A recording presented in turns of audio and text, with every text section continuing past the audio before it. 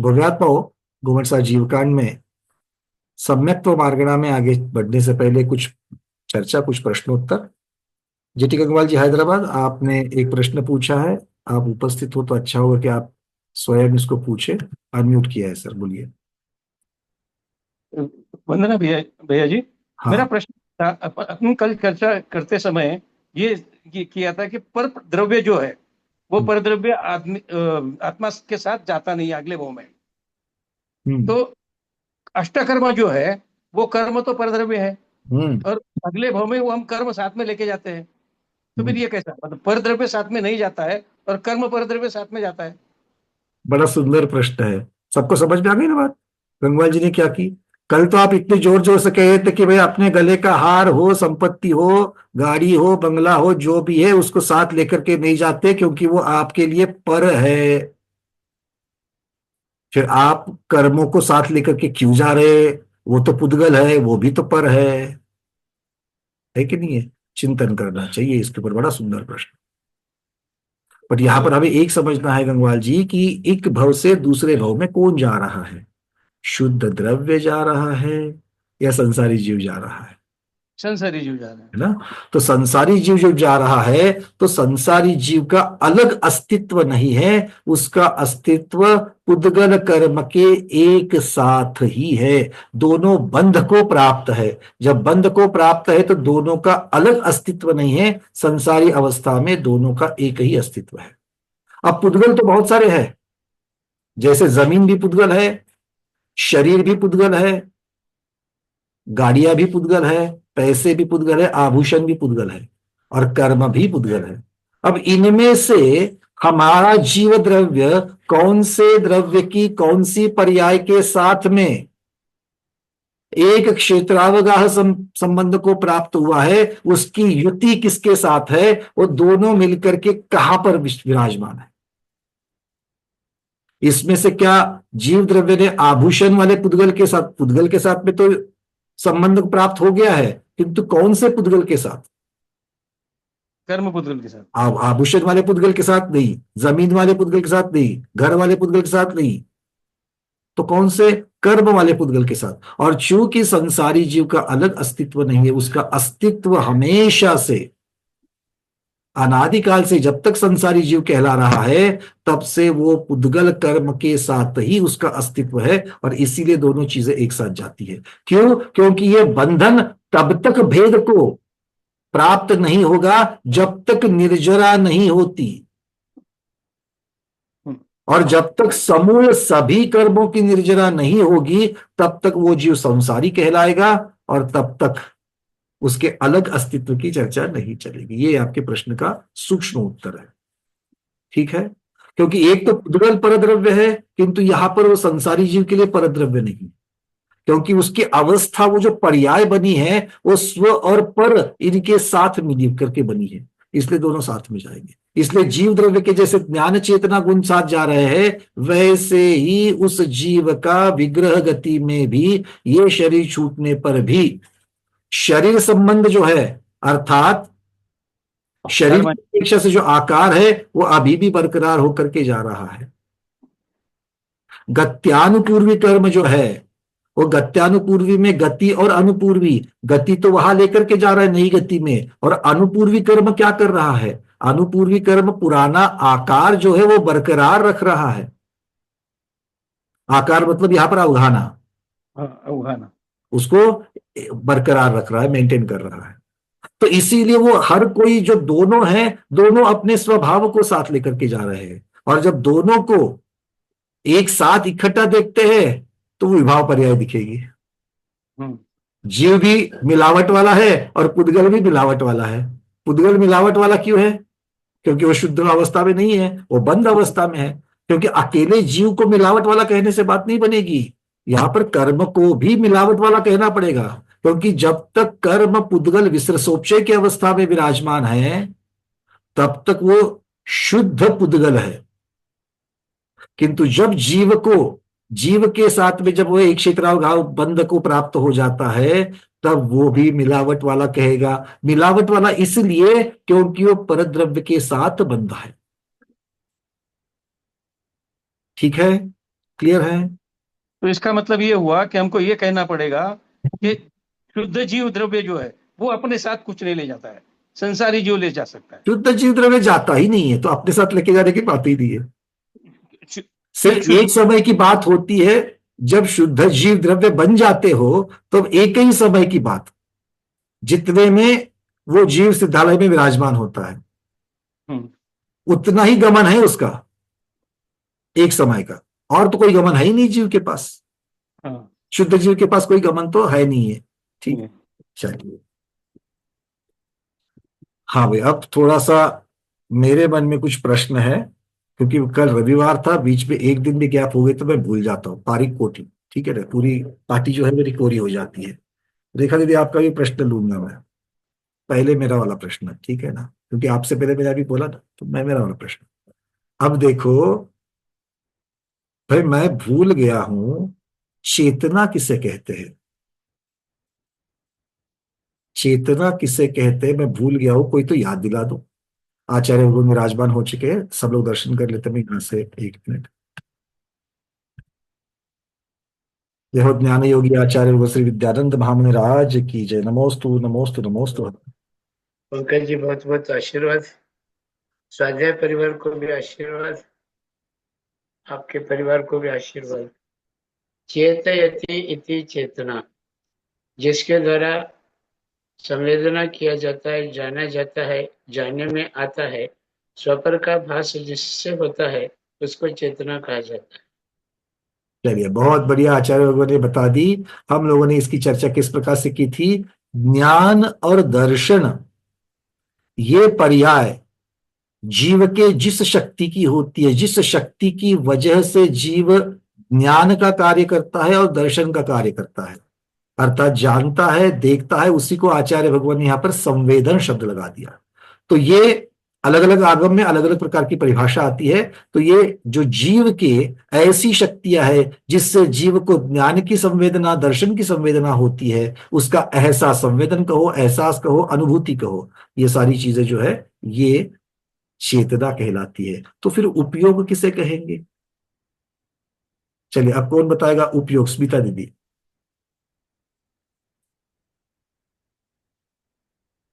एक मिनट, बोलिए। ज्ञानदर्शन त्याची पर्याय म्हणजे ते उपयोग झाला ना. हाँ, ज्ञान दर्शन त्याची पर्याय आहे. चेतनाची म्हणजे चेतना हे सामान्य गुण आहे आणि ज्ञान दर्शन ही त्याची पर्याय आहे. मग ते उपयोग झाला ना. ये इसी दीदी को पीडीएफ उपयोग में लिखा है, उसका अर्थ ही नहीं समझ पाया हूँ।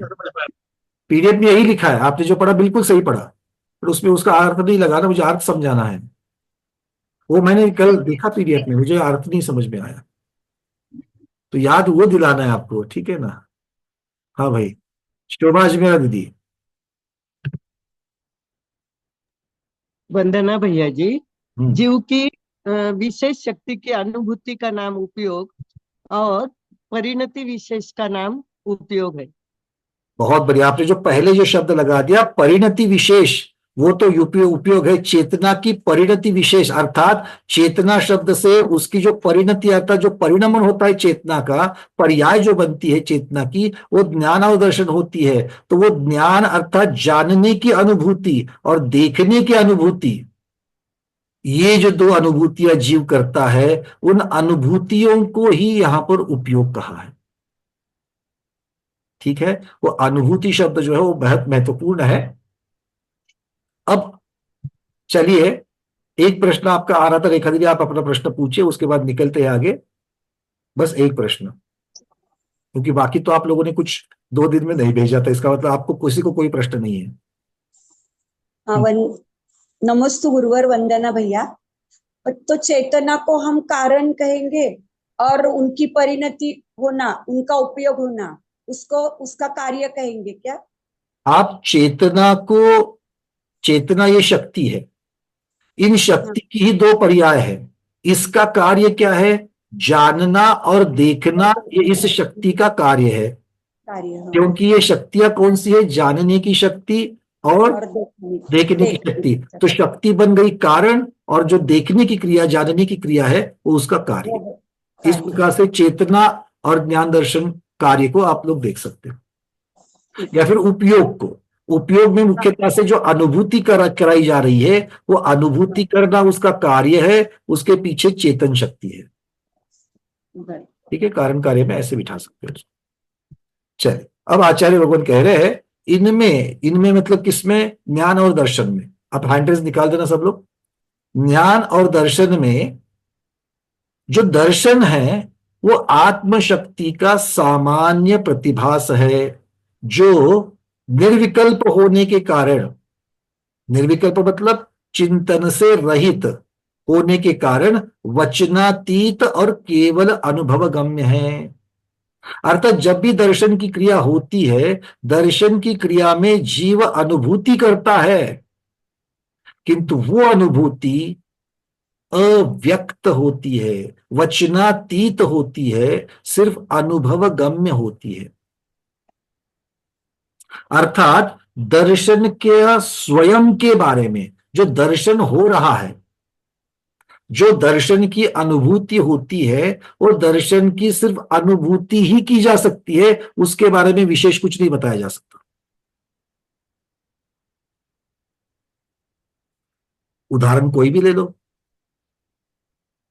हम गर्म बर्तन को जब हाथ लगाते हैं तो हमें क्या एहसास होता है? किस चीज की अनुभूति होती है? गर्म। गर्म चीज की अनुभूति होती है। ये गर्म है ना? तो ये गर्म है, ये जो अनुभूति है ये ज्ञान की अनुभूति है। स्पर्श तो हुआ, स्पर्श हुआ, ये जो अनुभूति है, अवग्रह इहा अवाय धारणा, यहां से शुरुआत करो। तो अवग्रह भी ज्ञान का भाग, इहा भी ज्ञान का भाग, अवाय और धारणा भी ज्ञान का भाग। तो स्पर्श हुआ और इनके पहले दर्शन है। कौन सा दर्शन? अचक्षु दर्शन। तो जब अवग्रह में कुछ तो है इतना ही पता चला, उसके पहले दर्शन में क्या पता चला?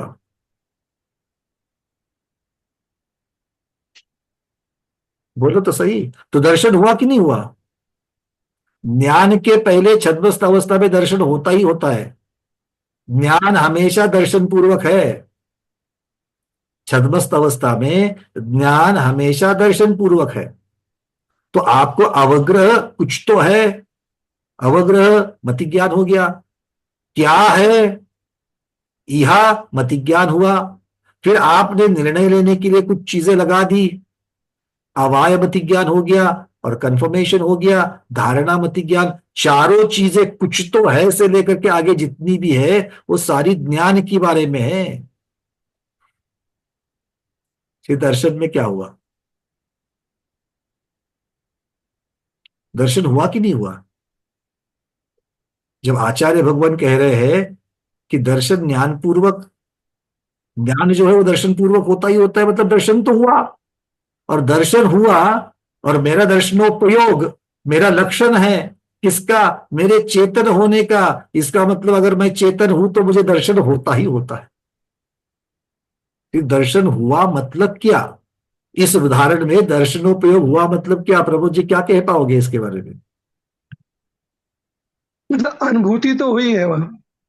मतलब क्या हुआ? मतलब वो अनुभूति हुई, वही तो उपयोग है। अब तो वो मतलब कुछ मतलब जो कुछ है ये तो बाद में मालूम पड़ा, लेकिन पहले उसका, उससे पहले जो है, जो हमें आत्मा को इसका इस पर जो भी हुआ है, उससे अचक्षु दर्शन से अनुभूति कह सकते हैं और कोई बर्तन। पंकज जी, यही बात है कि इसको व्यक्त नहीं कर सकते। आचार्य भगवान यही कह रहे हैं कि ये अनुभव गम्य है, ये वचनातीत है। दर्शन को आप कथन नहीं कर सकते हो।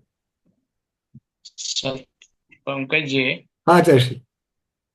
सत्ता मात्र ग्राही दर्शनम, ये दर्शन की परिभाषा किया। अब सत्ता को ग्रहण किया माने जो सतरूप है उसको ग्रहण किया, चाहे वह चक्षुष हो चाहे अचक्षुष हो। अब उसके बाद जो होने वाला है वह अवग्रह है। फिर यहाँ में जिज्ञासा होती है, तो अवग्र और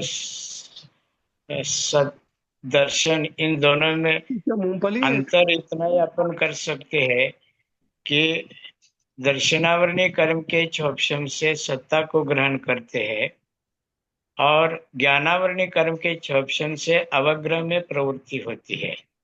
एक ज्ञान कार्य करता है और एक दर्शन कार्य करता है। हालांकि सत्ता निर्विकल्प है, लेकिन अवग्रह ये यह के पूर्व में होने वाला ये अवग्रह होता है, वह ज्ञानात्मक होता है, और सत्ता मात्र ग्राह्य जो है वह निर्विकल्प रूप होता है। यहाँ क्षोभशम के अपेक्षा अंतर लिया गया, लेकिन उन दोनों का कार्य विशेष करके छद्मस्तों को समझ से परे है। फिर यह आवाय धारणा, फिर उसके उहापो, फिर विकल्प, नाना विकल्प, फिर वह ज्ञान के विभिन्न जो क्या है वह विस्तार जिसको अपन कह सकते, लेकिन सत्ता और अवग्रह में ज्यादा अपने को फील इतना व्यक्त रूप से नहीं हो पाता है। बिल्कुल ठीक। मतलब इसका अर्थ ये हो गया आचार्य भगवान, आपने जो कहा उसका मैं अगर सार कह दूं कि सत्ता मात्र अवलोकन जो है, मतलब किसी भी द्रव्य की सत्ता अस्तित्व जो है उसका स्वीकारना, उसको स्वीकारना दर्शन हो गया, और उसके बारे में विशेष जानना, उसके बारे में जो विशेष है वो फिर आपके अवग्रही हवा धारणा के अपेक्षा से आपके पास पहुंच जाएगा। इसलिए आचार्य भगवान कह रहे हैं यहां पर एक निर्विकल्प है और दूसरा सविकल्प है। एक निर्विकल्प चूंकि यहां पर चिंतन रहित और चिंतन सहित कहा है, इस बात से भ्रमित नहीं होना, इस शब्द से भ्रमित नहीं होना है, क्योंकि चिंतन वापस आप मन बुद्धि के द्वारा चिंतन लगाने जाओगे तो सिर्फ सैनी शब्द के, सैनी प्राणी के साथ होगा, ऐसा नहीं है। क्यों? क्योंकि उपयोग, ज्ञानोपयोग और दर्शनोपयोग ये तो एकेंद्रीय जीव के पास भी है,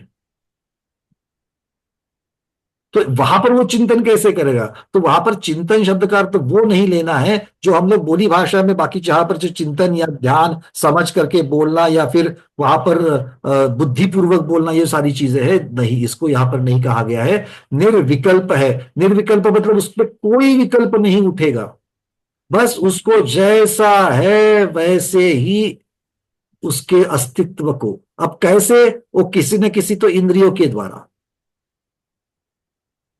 किसी न किसी इंद्रिय के द्वारा ही दर्शन को प्राप्त होता है, और उसी से किसी इंद्रिय के द्वारा ही वो ज्ञान को प्राप्त होता है। तो ये चूंकि ये सारे हम लोग किसके अपेक्षा से कह रहे हैं? छद्मस्त की अपेक्षा से कह रहे हैं और परोक्ष ज्ञान के बारे में कह रहे हैं। अब जब किसी चीज की अनुभूति एकदेश प्रत्यक्ष से भी अगर जब कहते हैं, जैसे अवधि ज्ञान आदि की जो अपेक्षा से कर लेते हैं, अब अवधि ज्ञान भी जो है वो भी क्षायक्षमिक है, उसमें भी अवधि दर्शन और अवधि ज्ञान, इस अपेक्षा से इस सीक्वेंस में ही चीज चलेगी। अवधि दर्शन जो है वो अवधि दर्शन में उस वहां पर रूपी पदार्थ का सिर्फ वहां पर सत्ता मात्र अवलोकन लिया जाएगा, और बाकी अवधि ज्ञान में उसके बारे में विशेष जानकारी जो है वो वहां पर मिल जाएगी। अब आचार्य भगवान कह रहे हैं कि ज्ञान बाह्य पदार्थों के विशेष प्रतिभास अर्थात अनुभव को कहते हैं, उसकी अनुभूति को कहते हैं। सविकल्प चिंतन सहित होने के कारण कथन योग्य है। अब यहां पर ज्ञान बाह्य पदार्थों के विशेष प्रतिभास को कहते हैं। बाह्य पदार्थ शब्द जो लगाया इससे वापस भ्रमित नहीं होना है, क्योंकि ज्ञान अकेला बाह्य पदार्थ को ही जाने ऐसा नहीं है, तो आंतरिक पदार्थ अर्थात स्वयं के द्रव्य को भी जानता है। किंतु यह छद्मस्त की बात चल रही है, और छद्मस्त जो है वो अमूर्तिक अरूपी जीव द्रव्य को नहीं जानता। कैसे नहीं जानता? जैसा है वैसा नहीं जानता। वो तो आगम में केवली भगवान के द्वारा जो देखा गया है उसकी अपेक्षा से जो इंफॉर्मेशन आई है उसकी अपेक्षा से यथार्थ जानता है, ये बात ठीक है। किंतु साक्षात न अवधि ज्ञान न मनपर्य ज्ञान, चूंकि ये दोनों भी रूपी ज्ञान को जानते हैं और बाकी मति श्रुत की तो वहां तक बात ही नहीं है, तो इस अपेक्षा से देखा जाए तो एकदेश प्रत्यक्ष होने वाले जो अवधि और मनपर्य ज्ञान है वो भी साक्षात आत्मा को नहीं जान सकते। इसलिए यहां पर कह रहे हैं कि ये जो चर्चा चल रही है उपयोग की यहां पर, वो मुख्यतः से संसारी जीव की अपेक्षा से चल रही है, क्योंकि हम सम्यक्त्व मार्गणा में द्रव्यों की अपेक्षा से वर्णन चल रहा है, वो संसारी जीव की अपेक्षा से भी हमको देखना है और शुद्ध द्रव्य की अपेक्षा से भी देखना है। तो संसारी जीव की अपेक्षा से जब हम देख रहे हैं तब आचार्य कहते कि बाह्य पदार्थों की अनुभूति को यहां पर ज्ञान कह दिया। अब यहां तक की बातें क्लियर है। सत्ता मात्र अवलोकन और विशेष रूप से जानना वो सविकल्प हो गया, एक निर्विकल्प हो गया, एक दर्शन हो गया, एक ज्ञान हो गया, है ना। अब वर्षों से आप लोग हाई कहते आ रहे हो इस चीज को, जबकि अंदर ज्ञान और दर्शन के बारे में, अवग्रह और उसके पहले होने वाले दर्शन के बारे में 50 अभी भी हमारे मन में क्लैरिफिकेशन नहीं है, कंफ्यूजन से। हाँ या ना? अरे हाँ तो बोलो, ना तो बोलो। कंफ्यूजन है या नहीं है? अगर बहुत कुछ क्लियर हो चुका है तो अच्छी बात है, अगर कंफ्यूजन है तो चिंतन करो। बिना चिंतन की बुद्धि सुलझने वाली नहीं है। अलग अलग उदाहरण लेकर के बात आपको इतनी रखनी है, एक अनुभवगम्य है, वचनातीत है, दूसरा अनुभूति तो होती है, वचन के द्वारा उसको कहा जा सकता है या फिर इसको कथन किया जा सकता है। तो ये दो अलग अलग चीजें हैं, दो अलग अलग चीजें हैं, किंतु एक ही द्रव्य की शक्ति की वजह से होने वाली चीजें हैं, ये यहां पर कह रहे हैं। अब प्रश्न ये उठता है कि भाई उपयोग उपयोग की चर्चा आप कह रहे हो, तो हमने हमेशा 3 शब्द तो सुने ही सुने हैं, शुभोपयोग, अशुभोपयोग और शुद्धोपयोग, है कि नहीं? तीनों को सुना है। तो क्या है उपयोग? तो उपयोग, अब तक तो सारी बातें उपयोग की कौन सी चल रही थी? ये तो चेतन गुण की पर्याय है, ये तो चेतन गुण की पर्याय है, उसकी अपेक्षा से सारा वर्णन चल रहा था। फिर अब ये बात कहां से आ गई कि भैया शुभ, अशुभ और शुद्ध ये क्या चीज हो गई? तब आचार्य भगवान कह रहे हैं, जब उपयोग बाहर में होता है, जब उपयोग बाहर में होता है, बाहर में म्हणजे बाहर का अर्थ क्या लेना है? परद्रव्य की अपेक्षा से। जब उपयोग परद्रव्य की अपेक्षा से हो रहा है, बाह्य निमित्तों की अपेक्षा से हो रहा है, तब वो शुभ विकल्प रूप या अशुभ विकल्प रूप हो जाता है।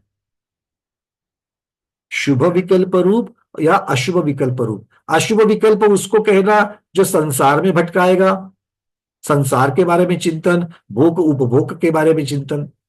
और शुभ उसे कहेंगे जो मोक्ष मार्ग पर आगे बढ़ा करके परंपरा से एक दिन मोक्ष दिलाएगा, उसे शुभ कहेंगे। तो विकल्प 2 चीजों से हो सकते हैं, मतलब अपना उपयोग 2 चीजों में लग सकता है बाह्य निमित्त की अपेक्षा से। अब बाह्य निमित्त कौन से है? भगवान जी की प्रतिमा, गुरु महाराज, जिनवानी, ये सब अगर देखा जाए, अब गुरु महाराज को मैं उपदेश की अपेक्षा से रखूंगा, क्योंकि गुरु तो वही कहते हैं अपने वचनों से और अपनी क्रिया से, जो कि केवली भगवान की वाणी है। और केवली भगवान की वाणी क्या है हमारे लिए? क्या है? स्वद्रव्य है कि परद्रव्य है? परद्रव्य है कि नहीं है? अच्छा, मैं जीव हूं, प्रमोद जी भी जीव है, तो मेरे लिए प्रमोद जी परद्रव्य है क्या स्वद्रव्य है? क्या लगता है आपको? ज्योत्सना दीदी क्या कहोगी? मेरे लिए प्रमोद जी स्वद्रव्य की परद्रव्य है? पर है।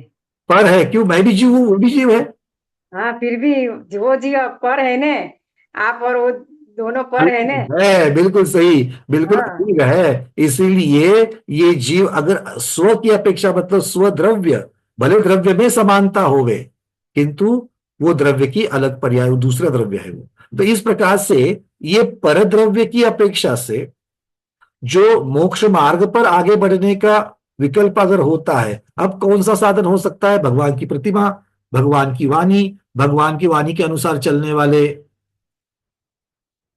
गुरु, गुरुओं की वाणी, ये सब कुछ मेरे लिए क्या है?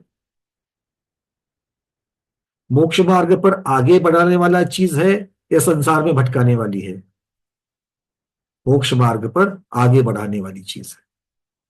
और दूसरा, भोग और उपभोग की सामग्री, फिर मेरा शरीर हो सकता है, मेरा परिवार हो सकता है, और कोई बाह्य चीजें हो सकती है, ये सब मुझे संसार में भटकाने वाले हैं। तो संसार में भटकने वाले क्रिया, भटकाने वाली क्रियाओं की अपेक्षा से जब मुझे अनुभूति होती है, किसकी अनुभूति? ज्ञान और दर्शन की। ऐसी चीजों का दर्शन और ज्ञान मुझे होता है जिससे भोग और उपभोग बढ़ते हैं। वो वाला उपयोग, वो वाली अनुभूति शुभ होगी क्या अशुभ होगी? अशुभ होगी, है कि नहीं है? और ऐसा अनुभव, ऐसी अनुभूति जो मुझे अभिषेक करके, पूजन करके, स्वाध्याय करके, एकासन तप आदि करके वो जो होती है, दो प्रकार का आपको आनंद होता है, खुशी होती है। दो प्रकार की खुशियां होती है, ठीक है? जैसे घर में कोई नया बच्चा पैदा हो गया, खुशी होती कि नहीं होती है? खुशी होती है। बहू जब हमारे हमारे मतलब सास के अनुकूल चले तो सास को खुशी होती कि नहीं होती है? सासू मां अगर बहू के अनुकूल चले तो बहू को खुशी होती कि नहीं होती है? अरे मैं आप लोगों की बात नहीं कर रहा हूं, आपने सास और बहू कहीं देखी होगी कि नहीं होगी? आपके घर में थोड़ी है सास बहू, दूसरे के घर में आपने देखी होगी कि नहीं देखी होगी? उनकी तो चर्चा कर रहा हूं मैं, उसके बारे में तो बताओ। हाँ, होती है। अपने घर में नई 4 व्हीलर ब्रांड न्यू आने के पश्चात खुशी होती कि नहीं है? नया मकान हो जाए, नई साड़ी मिल जाए तो खुशी होती कि नहीं होती है? अब ये सारी खुशियां तो हमको हो ही रही है। फिर भगवान का अभिषेक करने से जो खुशी होती है, पहले तो खुशी होती है कि भगवान का अभिषेक करने से? सोच समझ करके उत्तर देना। जो महिलाएं अभिषेक नहीं करती वो तो बात ही मत करना, क्योंकि आपने अभिषेक ही नहीं किया तो अभिषेक का सुख कैसे बताओगी? वो तो देख करके आप जो जानती है उतना ही बता सकती है। भाई अनुभूति की बात चल रही है यहां पर, मैं करो या मत करो उसकी चर्चा ही नहीं कर रहा हूं। जिन्होंने आज तक अभिषेक ही नहीं किया है उस अनुभूति को कैसे बताएंगे? वो तो दूसरे के कथन वाली बात बताएंगे, है ना? तो मैं ये कह रहा हूं कि जो अभिषेक करने के पश्चात जो अनुभूति होती है, होती कि नहीं होती है? हर रोज करने से होती है या जिस दिन गोमटेज भगवान को 12 वर्ष के बाद में जब कलश करके आते हो तब होती है? बहुत होती है, जानने योग्य होती है। गुरु महाराज जी का आहार निरंतर अपने घर में हो जावे, खुशी होती कि नहीं होती है? होती है। और अगर वो भी बहुचर्चित ऐसे अगर आचार्य होवे तो मतलब चिल्ला जी का आहार अपने घर में हो जाए तो छोटी खुशी, और आचार्य भगवान का हो जाए तो बड़ी खुशी। ये पूछ रहा हूं मैं, ऐसा होता है कि नहीं है? अपने मन को पूछना, बताने की जरूरत नहीं है, अपने मन को पूछना। ये सब ऊपर तरतमताएं हैं, क्योंकि ये शुभ उपयोग और अशुभ उपयोग की चर्चा और फिर उसकी तरतमता कम ज्यादा पर इसकी भी तो चर्चा होगी। सारी खुशियां एक जैसी नहीं है, एक सांसारिक खुशी है, एक मोक्ष मार्ग पर बढ़ने वाली धार्मिक खुशी कह देते हैं उसको। तो धार्मिक खुशी में भी कम ज्यादापन है, सांसारिक खुशी में भी कम ज्यादापन है, आया ना? तो इसी चीज को, ये जो अनुभूतियां है, इनको एक को कहा शुभ अनुभूति, एक को कहा अशुभ अनुभूति। तो जो शुभ अनुभूति होती है उसे कहते हैं शुभोपयोग। जिस दिन उपवास करते हैं, उपवास पूर्ण होने के पश्चात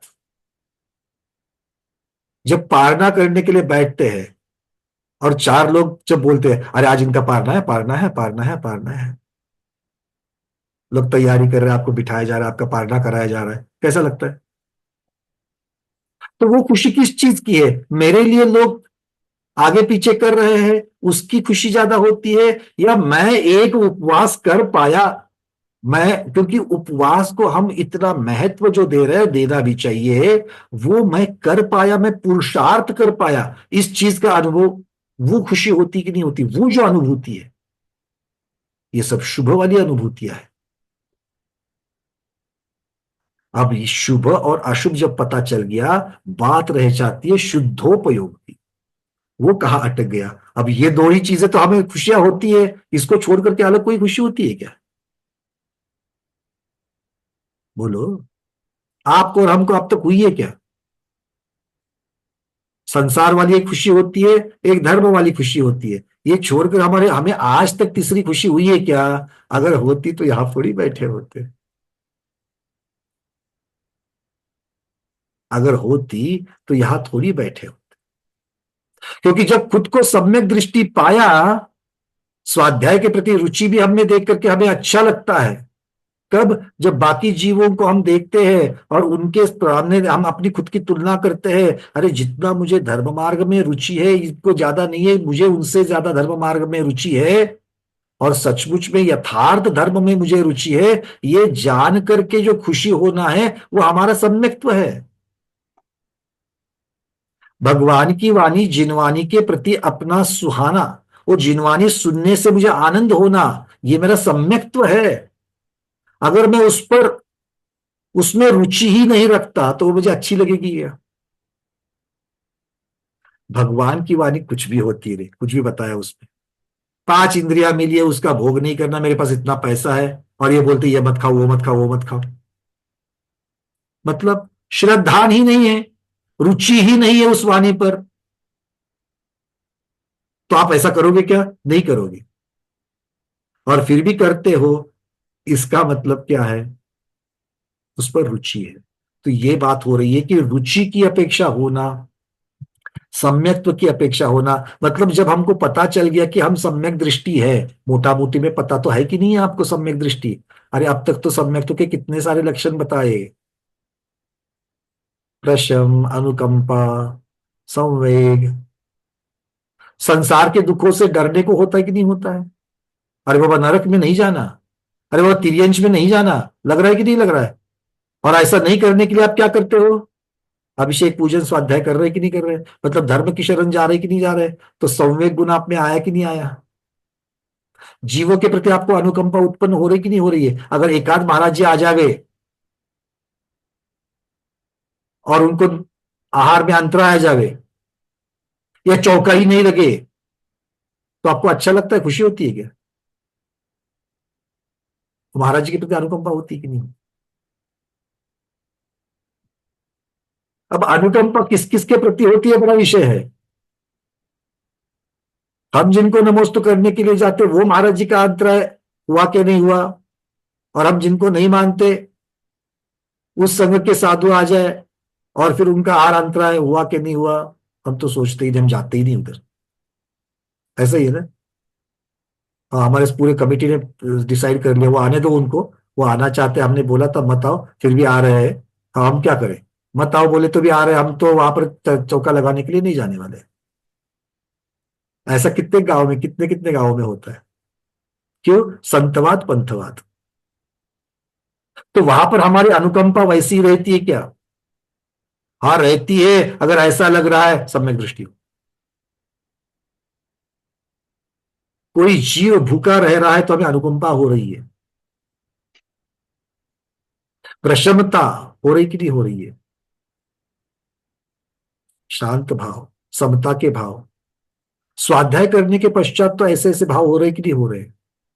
आचार्य भगवान कहते हैं ये तो सब सम्यक्त्व के भाव है। और मोटा मोटी भी देखना जाए तो हर रोज अभिषेक पूजन करने का, स्वाध्याय करने का, गुरुओं के आहार विहार कराने का अगर आपको भाव हो रहे हैं, समझ लेना सम्यक दृष्टि हो।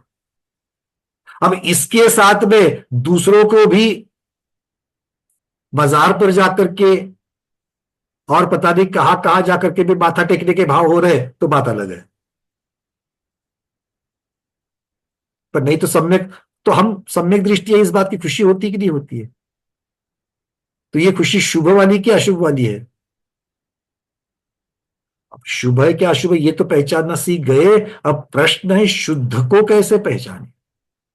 पंकज जी, हाँ चल। सांसारिक सुखों की अभिलाषा रख करके जिनेंद्र भगवान की पूजा अर्चना, मंत्र जाप, साधुओं को आहार देना, सेवा करना इत्यादि जो क्रियात्मक जो शुभोपयोग में प्रवृत्ति दिख रही है, लेकिन संसार सुख की अभिलाषा है, मोक्ष प्राप्ति के लिए संवरना निर्जरा के भावना से नहीं कर रहे हैं। 5 इंद्रियों के विषय और मन को प्रमोदित करने वाले विषय सामग्री मिल जाए, इस हेतु से अगर कोई शुभोपयोग की क्रिया वाणी रूप और क्रिया रूप कर रहा है और भाव, अभिप्राय, उद्देश्य अगर मोक्ष की बात ही नहीं है, मोक्ष जाना तो बहुत जब जाए तब जाए, लेकिन अभी तो संसार सुख के लिए कर रहा है, तो उस सारी क्रियाओं को शुभोपयोग की क्रिया में अंतर्गत रखेंगे कि अशुभोपयोग की क्रिया के अंतर्गत रखेंगे? बहुत सुंदर गुरुदेव, इसको शुभोपयोग की कोटि में ही रखेंगे, किंतु इसका फल अत्यल्प मिलेगा। उसको अशुभ उपयोग नहीं कह सकते, क्योंकि उसके लिए उसने ये सारी सांसारिक चीजों को पाने के लिए उसने व्यसन आदि पाप मार्ग का उसने आश्रय नहीं लिया है, उसने धर्म मार्ग का आश्रय लिया है, किंतु संसार भोग उपभोग के लिए लिया गया है। इसीलिए उसको जितना, मतलब क्या है कि रत्न चिंतामणि को तो ले रहा है, और रत्न चिंतामणि को किसके अगेंस्ट बेच रहा है? तो एक वक्त की रोटी खाने के लिए बेच रहा है। मतलब उसको रत्न चिंतामणि का अर्थ ही मालूम नहीं है। तो इस प्रकार से उसको उसका करोड़ों रुपए उसको जो मिल सकते थे, वो एक रोटी सिर्फ उसने कमा ली। इसका अर्थ ये हो गया कि भाव तो शुभोपयोग के है, क्योंकि विकल्प को यहाँ पर शुभ उपयोग कब कह दिया है? जब मोक्ष मार्ग वाली क्रिया, धार्मिक क्रियाओं में जब उसका उपयोग, उसकी अनुभूति वो कर रहा है, तब जाकर के उसको शुभोपयोग कहा। चूंकि ये सांसारिक कार्यों के लिए था, इसलिए उसको जो फल मिलना चाहिए था वो फल उतना नहीं मिलेगा। किंतु इसको अशुभ उपयोग कैसे कहेंगे? अशुभ उपयोग करने के लिए पाप, व्यसन और मिथ्यात्व, इन तीन चीजों का जब तक सहारा नहीं मिलता, तब तक उसको अशुभ उपयोग कैसे कहेंगे?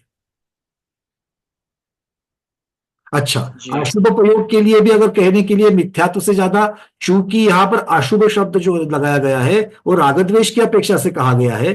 अब यहां पर मिथ्यात्व जो है वो तो आपको अशुभ की तरफ लेकर के जाएगा, कारण की अपेक्षा से हो जाएगा, ऐसा भी समझने के लिए कोई प्रॉब्लम नहीं। किंतु अकेले मिथ्यात्व को अशुद्ध अशुभ कहेंगे तो थोड़ा सा गलती हो जाएगी। क्यों? क्योंकि अकेला मिथ्या दृष्टि है, किंतु रागद्वेष की अगर मंदता है तो वो सिर्फ श्रद्धान और ज्ञान की अपेक्षा से भटक गया है, वो चारित्र की अपेक्षा से भटका नहीं है। मिथ्या दृष्टि, कोरा मिथ्या दृष्टि भी अनुकंपा के भाव रख सकता है। कोरा मिथ्या दृष्टि भी, जैसे अगर उदाहरण दिया जाए कि जंगल में महाराज जी जा रहे हैं और कोई आदिवासी भिल्ल वो देख रहा है कि ये एक दिन से यहां पर है, कल भी इन्होंने कुछ खाया नहीं, क्योंकि मुनि महाराज को तो पड़गान की विधि नहीं मिली है। तो पड़गान की विधि नहीं मिली, उन्होंने उपवास कर लिया। उसने देखा कि कल से ही इन्होंने कुछ नहीं खाया, अब आज भी इन्होंने कुछ नहीं खाया है, तो एक द्रोण में कुछ फलों को लेकर के उनके सामने रख देता है कि महाराज जी 2 दिन से कुछ नहीं खाया, ये तो खा लो करके। अब महाराज जी उसको तो खाएंगे नहीं, क्योंकि उनको विधि नहीं मिलेगी, तो खाएंगे नहीं, वो तो अपना उपयोग लगा करके सारी चीजें कर रहे हैं। उनके साथ शुभ भी आ सकता है, शुद्ध भी आ सकता है। किंतु उस भिन्न के बारे में क्या कहेंगे? अकेला मिथ्या दृष्टि होने मात्र से क्या इस क्रिया में उसको अशुभ प्रयोग कहेंगे? नहीं कहेंगे। उसका ज्ञान और श्रद्धान भले यथार्थ नहीं है, किंतु उसने उस मुनि के बारे में, उस जीव के बारे में जो अनुकंपा रखी है, उसकी अपेक्षा से तो वो शुभोपयोग में ही जाएगा। क्योंकि उसने सांसारिक, उससे कोई रखने की संसार की अपेक्षा नहीं रखी थी उसने कि मैं ऐसा कुछ करूंगा तो फिर मुझे ये मिल जाए, मुझे वो मिल जाए, ऐसी तो उसने कोई अपेक्षा वहां पर नहीं रखी है। बस एक भूखे जीव को खाने में सहायता कर रहा है अनुकंपा के द्वारा। तो आप आचार्य भगवान क्या कहोगे यहाँ पर?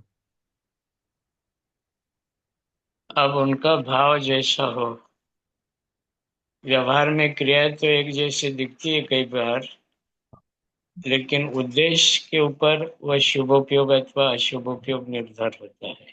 बिल्कुल ठीक। और इसीलिए आचार्य भगवान ने यहां पर जो शब्द लगाया बहुत इंपॉर्टेंट शब्द है कि जब बाहर में शुभ या अशुभ पदार्थ के निमित्त से होता है तो वो शुभ अशुभ विकल्प रूप हो जाता है, और उसी को शुभोपयोग और अशुभोपयोग कहा गया है।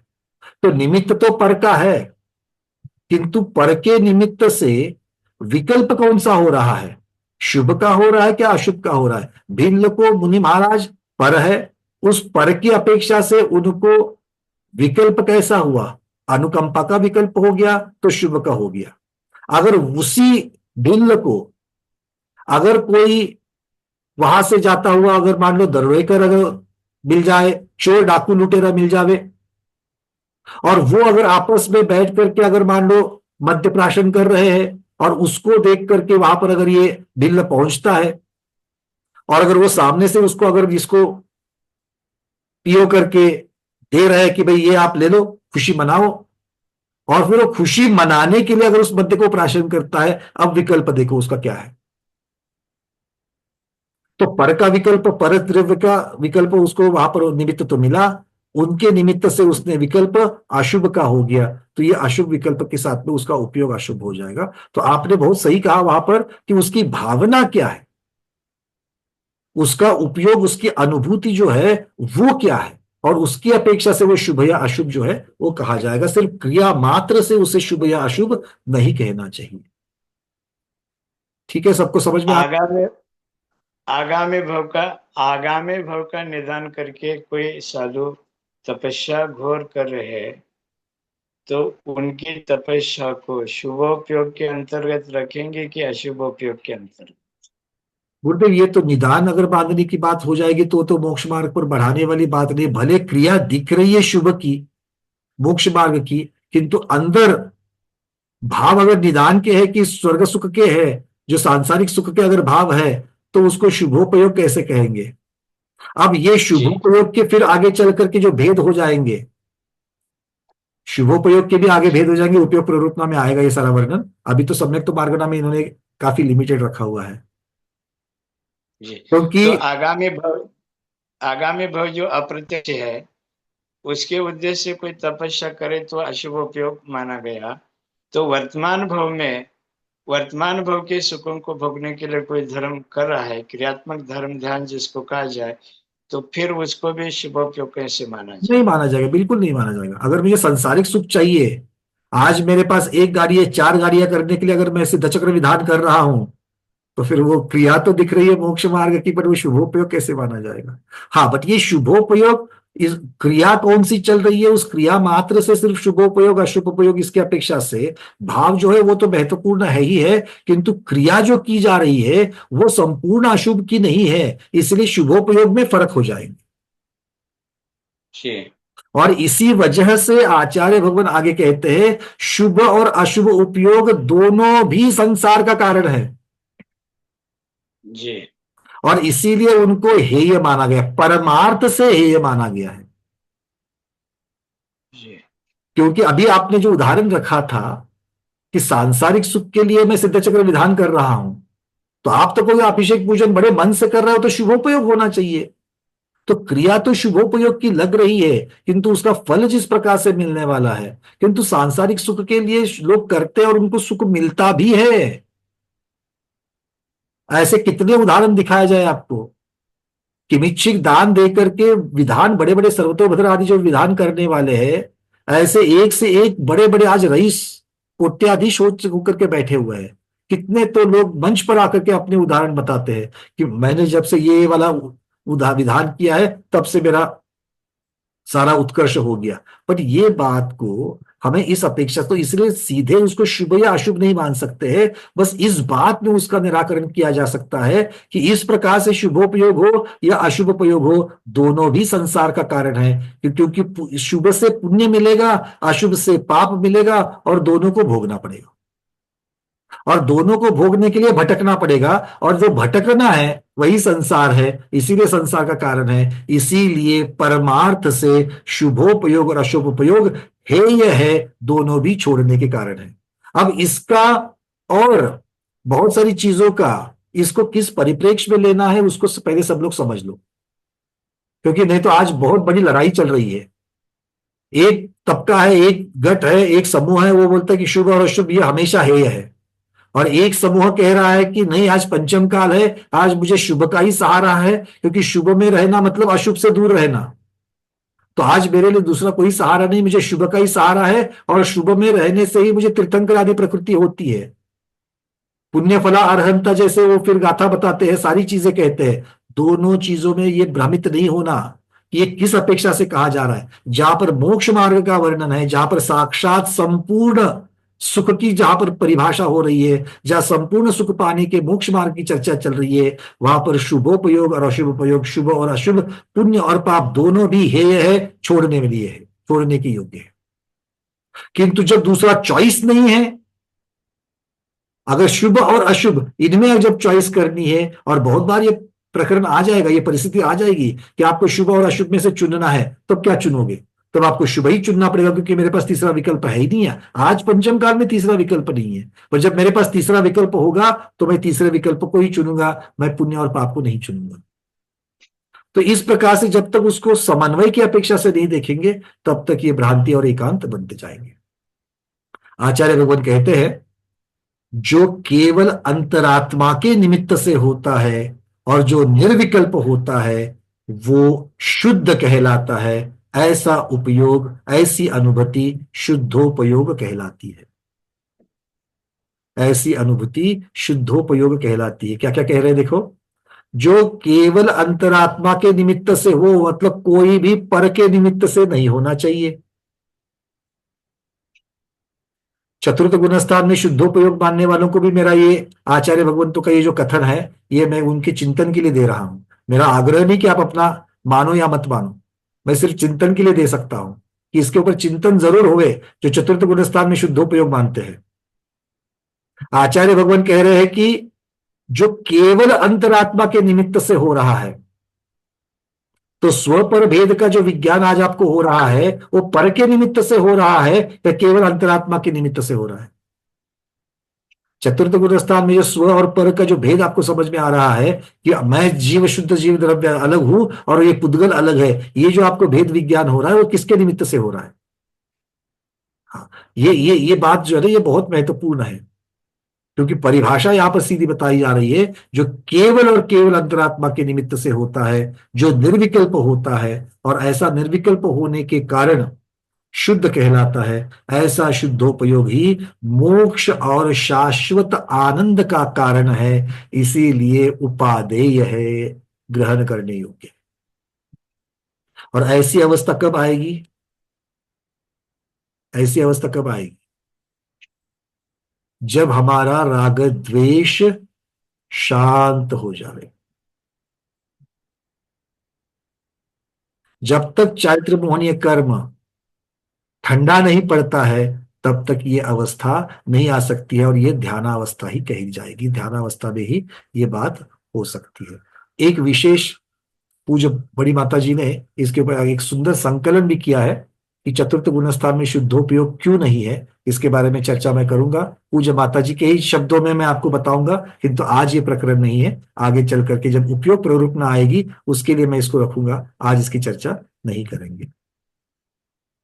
यहां तक की बातें क्लियर है? शुभ और अशुभ पर के निमित्त से सविकल्प होते हैं, और जो शुद्धोपयोग है वो केवल अंतरात्मा के निमित्त से होता है, अतः स्वद्रव्य की अपेक्षा से होता है, और वो निर्विकल्प होता है।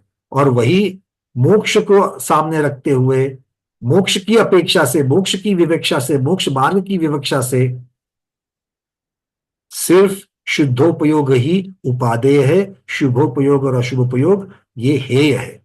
किंतु पंचम काल की अपेक्षा, प्रतिकूल परिस्थिति की अपेक्षा, जब आपको शुभ और अशुभ इन दोनों में से किसी को एक को चुनना है, तब आप शुभ को ही चुनेंगे। शुभ ही आपके लिए तब उपादेय बन जाता है, क्योंकि अशुभ तीनों त्रिकाल में हेय ही होगा, छोड़ने योग्य होगा। यहां तक की बातें क्लियर है? एक हाथ ऊपर आ रहा है, संगीता दीदी बोलिए। नमस्ते गुरुदेव, वंदना भैया। तो ये हम लोग अभी उपयोग के बारे में देख रहे हैं। एक तो चेतना, ज्ञान और दर्शन उपयोग, और अभी जो बात चल रही है अपनी चारित्र गुण की उपयोग, शुभ, अशुभ और शुद्ध। तो ये कैसा कैसा लगाना है दोनों साथ में? क्योंकि जो शक्ति है वो विकल्प से संबंधित है। विकल्प के ऊपर जो चिंतन वाली बात है, वो चिंतन वाली बात ये आत्मा का एक गुण है जो चेतना से हो रहा है, जो ज्ञान और दर्शन के द्वारा हो रहा है। चिंतन अर्थात यहां पर अनुभूति की बात कर रहे हैं। तो हमें चीजों की अनुभूति कैसे हो रही है? तो चेतना से, ज्ञान दर्शन से हो रही है, वही उपयोग है। तो इसका मतलब हमें उपयोग तो हो रहा है, किंतु उपयोग होते होते ये अकेले ज्ञान और दर्शन वाला जीव नहीं है ना, क्योंकि अकेले ज्ञान और दर्शन वाला जीव तो शुद्ध जीव है, संसारी जीव नहीं है। तो संसारी जीव ज्ञान और दर्शन के साथ साथ रागी द्वेषी मोही भी है। तो इसीलिए संसारी जीव के उपयोग के बारे में जब भी हम सोचे तो अकेले ज्ञान और दर्शन की चर्चा करके नहीं चलेगा, तो उसके साथ में साक्षात वहां पर विराजमान जो राग द्वेष है उसकी अपेक्षा से भी आपको देखना पड़ेगा, चूंकि वो भी इसके ऊपर हावी होते तो वो भी वहां पर विद्यमान है, और अगर वो विद्यमान है, उनके सानिध्य में आपका उपयोग हो रहा है, तो वो आपके उपयोग के ऊपर प्रभाव डाल रहे हैं। तो वो वाला प्रभाव क्या कहलाता है?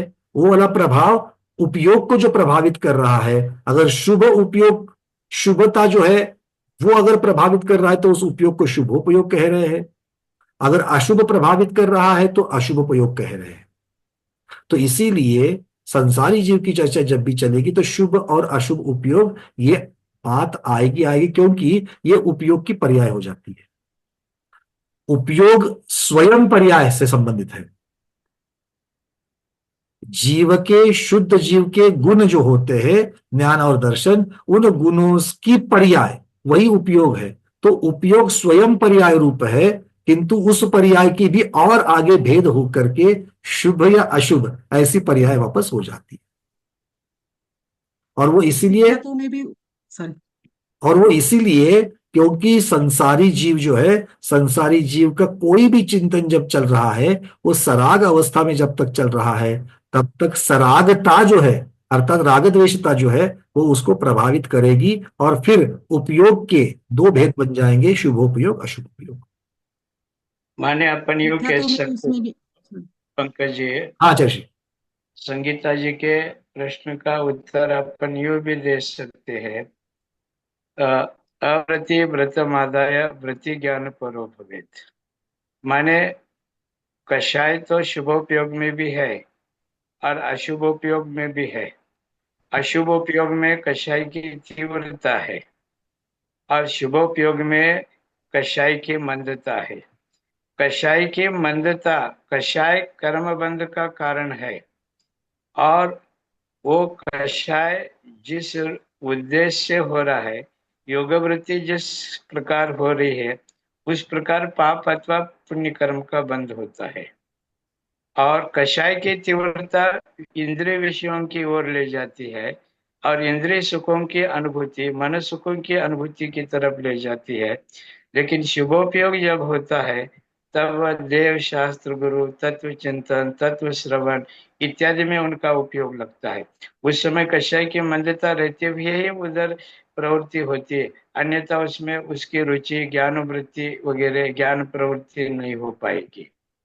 इसलिए कषाय जितने मात्रा में है उतने मात्रा में कर्मबंध है, और जितने मात्रा में उपयोग में निर्मलता है उतने मात्रा में पुण्य का बंध होगा, पुण्य का आश्रय होगा।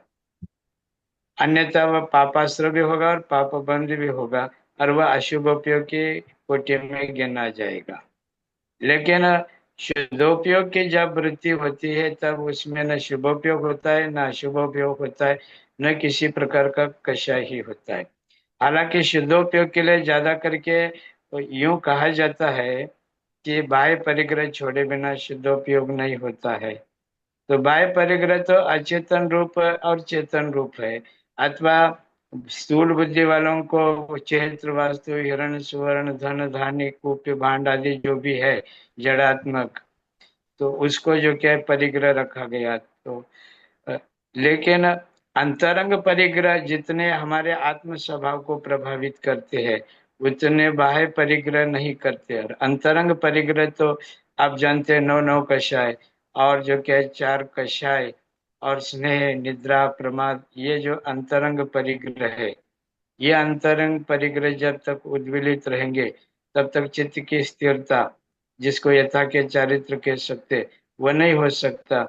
यथा के चारित्र तो 11वें 12वें गुण स्थान में होता है, क्योंकि 10वें गुण स्थान तक कषाय है, इसलिए 10वें गुण स्थान तक शुभोपयोग अप्रत्यक्ष रूप से माना, और चौथे से लेकर के छठे 7वें गुण स्थान तक प्रत्यक्ष रूप से शुभोपयोग माना गया। तो यथार्थ शुद्धोपयोग तो 11वें 12वें गुण स्थान में ही होता है, क्योंकि औदयिक भाव कहाँ तक है? 10वें गुण स्थान तक।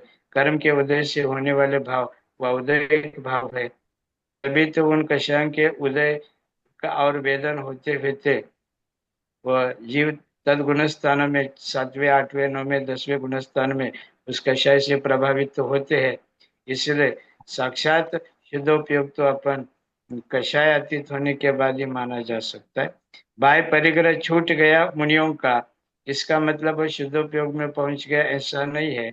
और गृहस्थी जो सम्यक दृष्टि है, अनुवृत्ति है, सम्यक के प्रभाव से वह आत्मानुभव, मैं आत्मा हूँ, मैं चेतन स्वरूप हूँ, ज्ञान स्वरूप हूँ, मैं अमूर्तिक स्वरूप हूँ, चित्पिंड स्वरूप हूँ, मैं शरीर नहीं हूँ, मैं इंद्रियां नहीं हूँ, मैं इंद्रियों का विषय नहीं हूँ। इस प्रकार भावनात्मक व शुद्ध आत्मा के स्वरूप का चिंतन कर सकता है, उसकी भावना, उसका ध्यान कर सकता है। बिल्कुल ठीक। एक ही बात को मैं सिर्फ यहाँ पर जोड़ना चाहूंगा आचार्य भगवान कि एक बात, क्योंकि हो सकता है कि हमारे स्वाध्याय थोड़ा सा इसका भ्रमित नहीं होना, कंफ्यूज नहीं होना। जब भी आचार्य भगवान ने कषाय की मंदता और कषाय की तीव्रता जब कही है, तो मन में ये आ सकता है कि जब मैं बहुत बड़ी भक्ति से अभिषेक कर रहा हूं तब भी मेरे जो भाव है वो बड़े तीव्र है, तो तब कषाय मंद, कषाय कौन सी मंद है? संसार के प्रति जो रुचि और जो राग है वो वहां पर मंद है और कषाय की तीव्रता है, ये कह रहे हैं। अगर मोक्ष मार्ग के प्रति, क्योंकि मेरी भक्ति तभी उत्कट होती है जब मोक्ष मार्ग के प्रति मेरा राग उत्कट होता है, तो शुभोपयोग में भी कषाय की तीव्रता पाई जा सकती है। किंतु वो कषाय, शुभोपयोग में कषाय की तीव्रता कैसे हो सकती है? तो वो संसार मार्ग के प्रति नहीं, तो वो मोक्ष मार्ग के प्रति होती है, उत्कटता होती है। कोई पड़गान में किस प्रकार से आंखों से आंखें झरझर बहती है जब गुरु के दर्शन करते तो आंखों आंख नम हो जाती है, ये क्या है? ये मेरे भाव उत्कट हो रहे हैं। तो भाव उत्कट हो रहे हैं मतलब संसार के प्रति कषाय मंद हो रहे हैं, और मोक्ष मार्ग के प्रति वही कषाय राग रूप, लोभ रूप जो पर्याय है उसकी, वो वहां पर तीव्र हो रही है। और ये तीव्रता भले फिर शुभोपयोग की हो या फिर अशुभोपयोग की हो, ये तीव्रता जहां पर मंद हो जाती है तब हम शुद्धोपयोग की तरफ बढ़ते हैं, उसके बिना नहीं। क्योंकि शुद्धोपयोग में जाने के लिए आपको भक्ति मार्ग को भी वहीं पर रखना पड़ेगा और संसार मार्ग तो छोड़ना ही पड़ेगा। भक्ति, क्योंकि आप देखो शुद्धोपयोग में जाने वाले मुनि महाराज वहां पर भगवान की स्तुति, भगवान का स्तोत्र इत्यादि की अपेक्षा से वहां पर वो शुद्धोपयोग में नहीं चढ़ रहे हैं ऊपर। तो वहां पर किस चीज का ध्यान हो रहा है? द्रव्यों का ध्यान हो रहा है। तो आपको ये भी देखना है, क्योंकि दूसरे जीव जो है, जो तीर्थंकर भी क्यों ना हो, उनकी अपेक्षा से जो हमें राग भाव हो रहा है, वो राग भाव हमारा शुभोपयोग है और वो उत्कट हो सकता है, वो तीव्र हो सकता है। तो शुभोपयोग तीव्र होता है, अशुभोपयोग भी तीव्र होता है। कषाय की मंदता, आचार्य भगवंत कहने का अर्थ यह है कि संसार के बारे में जो राग है, रुचि है, उसको मंद कर लो। नहीं तो शुभोपयोग को भी मंद किए बिना और अशुभोपयोग को भी मंद किए बिना आप 7वें गुणस्थान में चढ़ ही नहीं सकते हो। उदाहरण, मुनि महाराज भोजन कर रहे हैं, बेला था, 2 दिन का उपवास था, और जीव है, संसारी है, सराग अवस्था में है, भले मुनि अवस्था में क्यों ना हो, उसके पीछे कभी गृहस्थ अवस्था में रह चुके हैं, और उनको अपनी मां के हाथ के कुछ व्यंजन, मान लो पकोड़ा, एक चीज पकड़ लेते, एक पकोड़ा बड़ा उनको पसंद था, और आज कर्म धर्म संयोग से करांजुली में उसी प्रकार का पकोड़ा, बिल्कुल उसी टेस्ट वाला आ गया। 2 दिन के उपवास के पश्चात महाराज जी ने मुख में ले लिया। अब 2 विकल्प है उनके पास, उसको बड़ी चाव के साथ में उन चीजों को याद करते हुए उसका आस्वाद लेवे, और ये मेरे लिए घातक है ये समझ करके उसकी तरफ ध्यान ना देते हुए मन में द्रव्यों के बारे में या फिर और कोई तो चिंतन ला करके उससे वापस वो अशुभ से हट करके वो दूसरी जगह पर अपना मन लेकर के गए, तो उस टेस्ट को, उस स्वाद को लिए बिना चर्वन भी हो गया और पेट में भी चला गया। तो वो जो निर्विकल्प होना वहां का है, वो 7वें गुणस्थान में मुनि महाराज को लेकर के जा रहा है। वो जो कषाय की मंदता हो गई, तो कषाय की मंदता किसके प्रति हो गई? कषाय की मंदता वहां पर संसार की जो रसास्वादन जो प्रक्रिया है उसके प्रति भी हो गई। मां की याद जो है, गृहस्थ की जो यादें है, उस परिवार की जो यादें है, जो ममत्व है, उसके प्रति भी उनकी मंदता हो गई। और वहां पर वो जो यथार्थ दर्शन, यथार्थ ज्ञान है द्रव्यों का या फिर कर्म सिद्धांत आदि का, उस मोक्ष मार्ग का चिंतन करने में जब लग गए, और वो मोक्ष मार्ग का चिंतन कषाय की राग द्वेष की मंदता के बिना नहीं होता है, तो इस अपेक्षा से वो वहां पर स्वस्थान में चढ़ गए। क्योंकि सातवें गुणस्था में स्वस्था में जाने के लिए कषाय की मंदता ये एकमेव मार्ग है, दूसरा मार्ग ही नहीं है। सकल संयमी तो आप छठे में भी हो, सकल संयमी तो आप सातवें में भी हो। फर्क है प्रमाद सहित होना और प्रमाद रहित होना।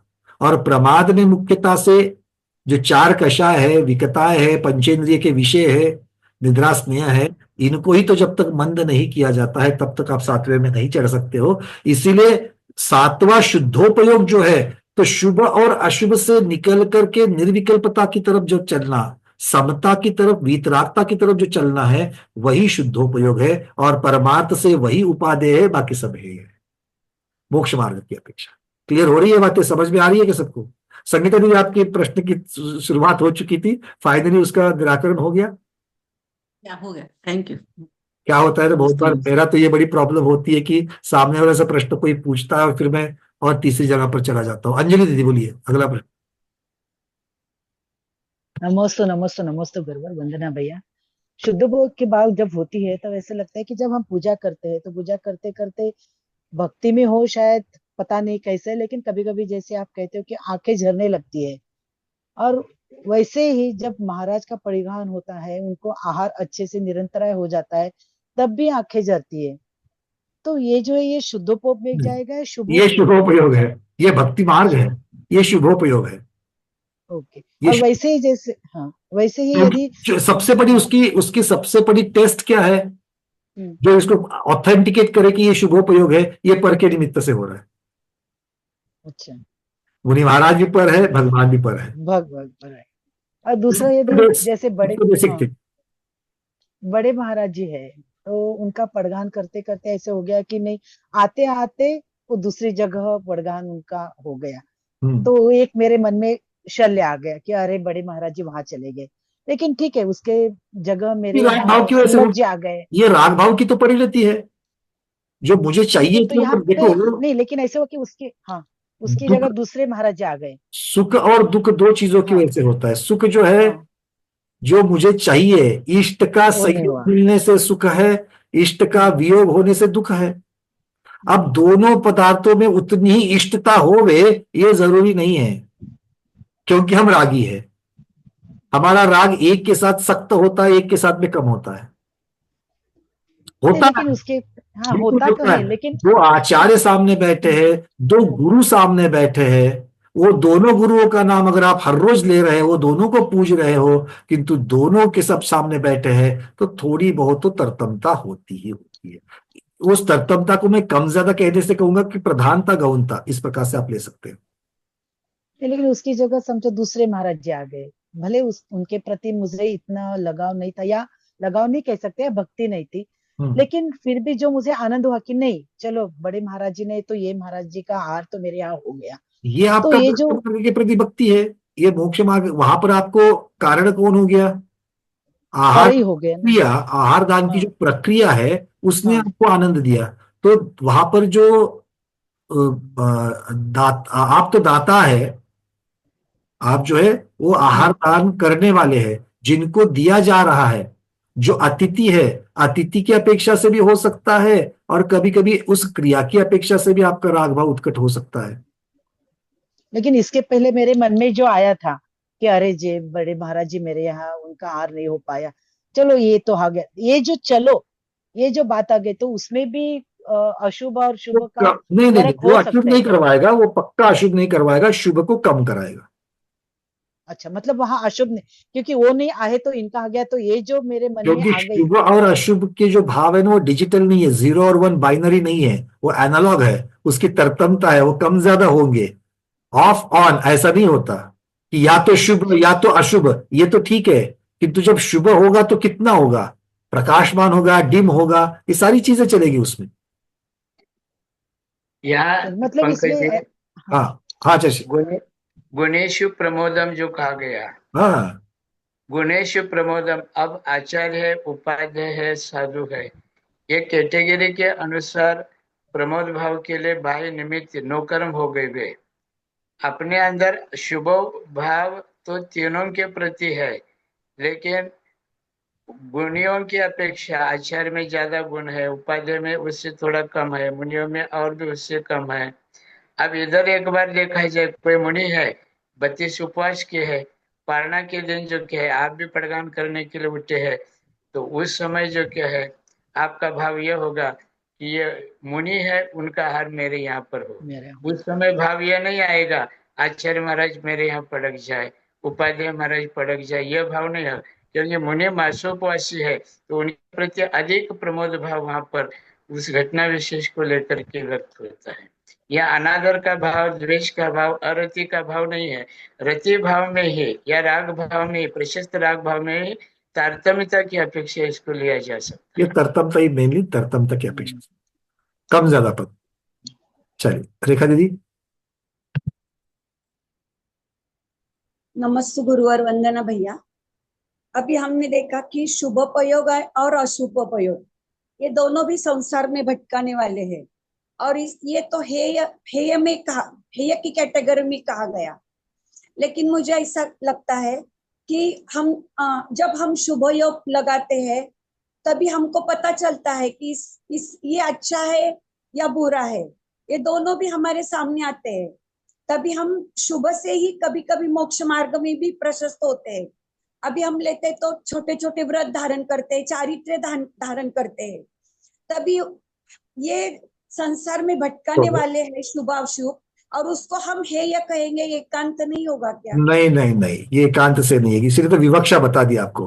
देखो रास्ता जो मोक्ष मार्ग का है वो तो अनादिकाल से मिथ्या दृष्टि, फिर सम्यक दृष्टि, फिर वृत्ति, इस अपेक्षा से चलता है, फिर सरागी, फिर वितरागी। तो रास्ता तो इसी प्रकार से है। तो रास्ते की अपेक्षा से मिथ्यात्व से सम्यक्त्व आना ये भी इंपॉर्टेंट है, पर अकेले सम्यक्त्व से काम चलेगा क्या? नहीं, तो आपको वृत्ति भी बनना पड़ेगा। तो चलो अनुवृत्ति भी बने, तो क्या अनुवृत्ति से होकर के आपको मोक्ष मिलेगा क्या? नहीं मिलेगा। तो अनुवृत्ति से महावृत्ति भी हो गए, तो क्या अकेले महावृत्ति होने से आपको मोक्ष मिलेगा? नहीं, आपको अप्रमत्त होना पड़ेगा। तो अप्रमत्त भी हो गए, तो अप्रमत्त होने मात्र से आपको मोक्ष मिलेगा क्या? नहीं, तो आपको वीतरागी होना पड़ेगा। अच्छा, वीतरागी होने से मोक्ष मिलेगा क्या? नहीं, बोले घाती कर्म का नाश करना पड़ेगा। तो घाती कर्म का भी नाश कर दिया तो क्या मोक्ष मिल गया? नहीं, फिर अघाती कर्म का भी नाश करना पड़ेगा, तब जाकर के मोक्ष। अर्थात मोक्ष की जो प्रक्रिया है, वो मोक्ष की प्रक्रिया अपनी जगह पर वो तो उपादेय है ही। क्यों? क्योंकि आप किसकी अपेक्षा से वर्णन कर रहे हो? मिथ्यात्व की अपेक्षा वर्णन करते वक्त सम्यक्त्व अच्छा लगेगा, आप असंयमी की अपेक्षा संयम की चर्चा करोगे तो अनुव्रत अच्छे लगेंगे, अनुव्रत जब सकल संयम की अपेक्षा से वर्णन करोगे तो सकल संयम अच्छा लगेगा। तो आप ये हमेशा एक से दूसरा, दूसरे से तीसरा, क्योंकि यही रास्ता है, और रास्ता रास्ता होता है, रास्ता अंतिम ध्येय नहीं होता, रास्ता अंतिम ध्येय तक पहुंचाता है। इसलिए मोक्ष मार्ग की अपेक्षा शुभ को उपादेय माना जा सकता है, किंतु मोक्ष की अपेक्षा शुभ और अशुभ दोनों को भी हेय ही मानना पड़ेगा। ये एकांत नहीं है, क्योंकि आपकी अपेक्षा अलग है। मैं फिर से कह रहा हूं, मोक्ष मार्ग की अपेक्षा आप शुभ को उपादेय मान सकते हो, क्योंकि मोक्ष मार्ग कहां से शुरू हो रहा है? सम्यक दर्शन ज्ञान चारित्राणी मोक्ष मार्ग, मतलब सम्यक दर्शन से ही शुरुआत हो रही है उसकी। किंतु आप मोक्ष की चर्चा करो तो क्या अकेला सम्यक तो पाने से, अनुव्रत लेने से, संयमी होने से, अप्रमत्त होने से, घाती कर्म का नाश होने से मोक्ष मिल जाएगा? नहीं मिलेगा। नहीं। तो इसलिए मोक्ष के लिए शुभ और अशुभ ये दोनों हेय ही हो जाएंगे, छोड़ने योग्य ही हो जाएंगे। और इन दोनों को छोड़े बिना, शुभ और अशुभ को छोड़ करके शुद्ध को जब तक आप उपयोग अपनाते नहीं हो तब तक आप वीतराग भी नहीं बन सकते हो। लेकिन शुभ हर समय विकल्प सहित ही होगा, ऐसा ही होगा क्या? शुभ में भी विकल्प ही होगा ही, ऐसा ही मानना पड़ेगा? देखो, शुभ का महत्व सिर्फ अशुभ से दूर रहने में है। और मैंने अपने वक्तव्य में पहले भी कहा, प्रतिकूल परिस्थिति में आपको चॉइस सिर्फ शुभ और अशुभ की रहती तो आप शुभ में रहे हैं, तो उस अपेक्षा, क्योंकि वो मोक्ष मार्ग है, तो मोक्ष मार्ग की अपेक्षा शुभ तो उपादेय है ही है, लेकिन ग्रहण करने योग्य है। तो विवक्षा उसी में क्लियर होगी। ठीक ठीक है, चलिए। यहाँ हाँ चलिए। यहाँ जो है मोक्ष के लिए एक प्रत्यक्ष कारण है और एक कारण का कारण रूप में भी एक कारण है। तो वही तो माने- हो जाता है वैसी बात, मोक्ष मार्ग मोक्ष का कारण है। एक प्रत्यक्ष कारण, दूसरा परोक्ष कारण। जैसे छायिक सम्यक दर्शन मोक्ष के लिए प्रत्यक्ष कारण है, लेकिन औपचारिक सम्यक और औपचारिक सम्यक हुए बिना छायिक सम्यक दर्शन नहीं हो सकता। दूसरा केवल ज्ञान प्राप्ति, ये केवल ज्ञान ये जो क्या है छायिक ज्ञान है, लेकिन उसके पहले होने वाले जो श्रुति ज्ञान मति ज्ञान है वो उसके लिए कारण है, क्योंकि मति ज्ञान श्रुति ज्ञान जो सम्यक रूप से है वो हुए बिना केवल ज्ञान की प्राप्ति नहीं हो सकती। तो केवल ज्ञान मोक्ष के लिए प्रत्यक्ष कारण है, मति ज्ञान सम्यक मति ज्ञान और सम्यक श्रुति ज्ञान वो उसका कारण है, इसलिए परोक्ष कारण कहा जा सकता है। इसी प्रकार परम यथा के चारित्र जो 14वें गुणस्थान में होता है वह प्रत्यक्ष कारण है, लेकिन उसके पहले सामायिक 14 प्रस्थापना पर्याय विशुद्धि सूक्ष्म संप्राय यथा के चारित्र ये जो होते हैं ये परंपरा से कारण है, ये हुए बिना परम यथा के चारित्र नहीं हो सकता। इसी प्रकार भगवान की भक्ति किए बिना सम्यक दर्शन नहीं हो सकता। तो भगवान की भक्ति करते समय उसको हे मान करके अपन करने लग जाए तो एक तो अरहत भक्ति हमारे षोडश कारण में जो है वो नहीं हो पाएगी, बहुश्रुत भक्ति नहीं हो पाएगी, प्रवचन भक्ति नहीं हो पाएगी, और वात्सल माने प्रवचन वत्सलता भावना भी हमारी नहीं हो सकती। और जब हम भगवान की भक्ति करते तो स्थापना करते मम सन्निहिति करणम, भगवान मेरे हृदय में विराजमान हुई है। तो इधर तो कह रहे मेरे हृदय में विराजमान रही है, मैं आपकी पूजा करने के लिए संलग्न हूँ, और उधर इसको हे मान कर करने लग जाए तो ये तो जैसे हमारे घर में कोई मेहमान आ जाए तो ये भला कहाँ से आ गया, उसको चाय नाश्ता तो कराते बैठेंगे, लेकिन मन में जो क्या है हम बाहर जाने शॉपिंग में जाने वाले थे और ये आकर के बैठ गए। तो ये अंदर एक और बाहर एक, इसको भक्ति नहीं कहा जा सकता है। और ऐसी भक्ति शुभोपयोग में नहीं होती है। इधर भगवान की पूजा तो करे और हे कह रहे और निकलते समय कह रहे पुनर्भूया दर्शनम, तो यह सारी जो क्या परस्पर विरोधाभासात्मक भक्ति होती है। तो हे मान करके भगवान की भक्ति अथवा हे मान करके शुभोपयोग की क्रिया नहीं होती है। ये ध्येय हमारा क्या है, आप किसकी विवक्षा से कह रहे हो, ऐसा ही है। अभी इस भाव में अगर आपको कहा जाएगा कि आरिका माता जी बनना आपका अंतिम ध्येय है कि नहीं, बताओ रेखा दीदी, आरिका माता जी बनना आपका अंतिम ध्येय है कि नहीं इस भाव के बारे में? हाँ है। जितने भी स्त्रियां बैठी वो आरिका माता जी बनने का ध्येय रख करके यहाँ पर बैठ रही है स्वाध्याय करके, पर क्या आरिका अवस्था से आपको मोक्ष मिलेगा? नहीं। तो फिर क्यों आरिका बनना है? आ रही बात समझ में? तो विवक्षा जो है वो महत्वपूर्ण है। आप किसके आप पंचम काल है, अभी आप स्त्री पर्याय में हो, इसमें यही तो बेस्ट पाया जा सकता है। सो इधर गिवन सिचुएशन जो बेस्ट है उसी को लेना। यहाँ पर हमारे रूबी दीदी ने यहाँ पर कुछ प्रश्न पूछा है चैट में कि अशुभ छूटे शुभ आए, शुभ छूटे शुद्ध पकड़े। तो मैं यहां कहूंगा शुभ और अशुभ दोनों भी छूटे तब शुद्ध पकड़े, और शुद्ध छोड़े अयोग पकड़े ऐसा नहीं होता है। शुद्ध के साथ ही अयोग अवस्था आती है, शुद्धोपयोग के साथ ही अयोग अवस्था आती है, ये आपको समझना है। वितरागता जो है वो शुद्धोपयोग ही है। तो पहला जो ठीक है, दूसरा वाला आपने जो लिखा है शुभ छूटे, तो उसको शुभाशुभ छूटे शुद्ध पकड़े, ये आप कर लीजिएगा, और शुद्ध के साथ अयोग पकड़े तब मोक्ष हो जाएगा। चलिए सुनीता दीदी, अंतिम प्रश्न, समय हो चुका है अपना। नमोस्तु गुरुदेव, वंदना भैया जी।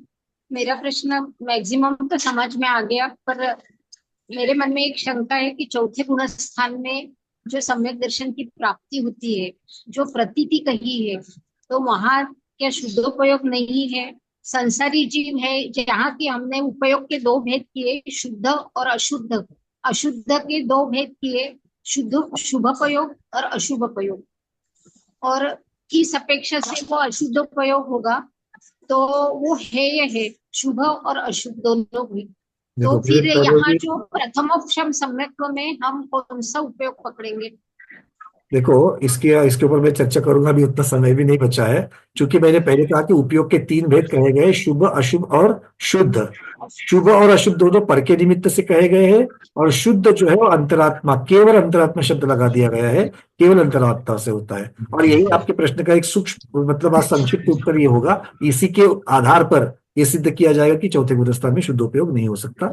चर्चा आगे, आज इतना ही रखते हैं। गुरुओं के श्री चरणों में आज के स्वाध्याय को बारंबार नमोस्तु वंदामि इच्छाकार करते हुए समापन करते हैं। जैनम जयतु शासनम, जैनम जयतु शासनम, जैनम जयतु शासनम।